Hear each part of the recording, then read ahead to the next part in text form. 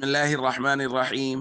عن زيد بن أرقم رضي الله تعالى عنه قال قال رسول الله صلى الله تعالى عليه وسلم في الحديث: أنا تارك فيكم الثقلين، أولهما كتاب الله فيه الهدى والنور. ثم قال: وأهل بيتي أذكركم الله في أهل بيتي، أذكركم الله في أهل بيتي. رواہ مسلم۔ نبی کریم صلی اللہ علیہ وسلم نے ایک موقع پر ارشاد فرمایا، میں تمہارے اندر دو نعمتیں، دو مضبوط اور وزنی چیزیں چھوڑ کے جا رہا ہوں۔ ان میں سے ایک ہے اللہ کی کتاب۔ پھر حضور علیہ الصلاۃ والسلام نے فرمایا اس کے اندر ہدایت اور نور ہے۔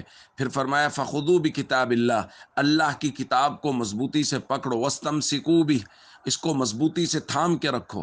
فحث علی کتاب اللہ ورغب فیہ، پھر حضور علیہ الصلاۃ والسلام نے کتاب اللہ پر عمل کرنے کی ترغیب دی، اس کے اوپر ابھارا۔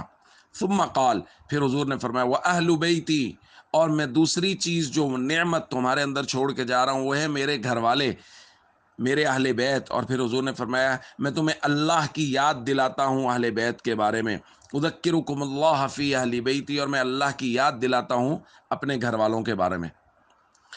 دوستو، ہم نے صحابہ کرام کی پیروی کے متعلق کچھ باتیں پڑھی ہیں، اس کے بعد اب ہے اہل بیت، ان کا ذکر۔ اہل بیت سے مراد سب سے پہلے ازواج مطہرات، نبی پاک صلی اللہ علیہ وسلم کی مبارک بیٹیاں، سیدنا علی رضی اللہ تعالیٰ عنہ، سیدہ فاطمۃ الزہرا رضی اللہ تعالیٰ عنہ، سیدنا حسن، سیدنا حسین رضی اللہ تعالیٰ عنہما۔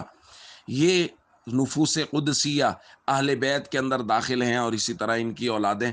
نبی پاک صلی اللہ علیہ وسلم نے بے شمار فضائل ان کے بیان فرمائے ہیں، اور ان میں سے خاص طور پہ حضرت علی، حضرت فاطمہ، حضرت حسن، حضرت حسین، ان حضرات کے۔ تو حضور علیہ الصلاۃ والسلام نے بار بار ان کے بارے میں اللہ کی یاد دلائی ہے کہ ان کے حقوق کا خیال کرنا، ان سے محبت کرنا۔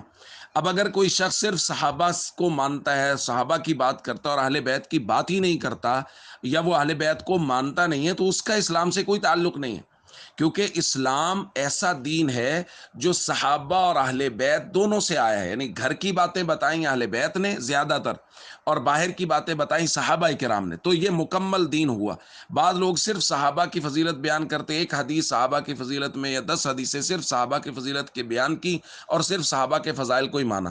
اور کچھ لوگ صرف اہل بیت کی فضیلت کو بیان کریں گے، صحابہ کی فضیلت کی حدیثیں چھپا لیں گے، تو وہ لوگ بھی غلط کرتے ہیں، لوگوں کو گمراہ کرتے ہیں۔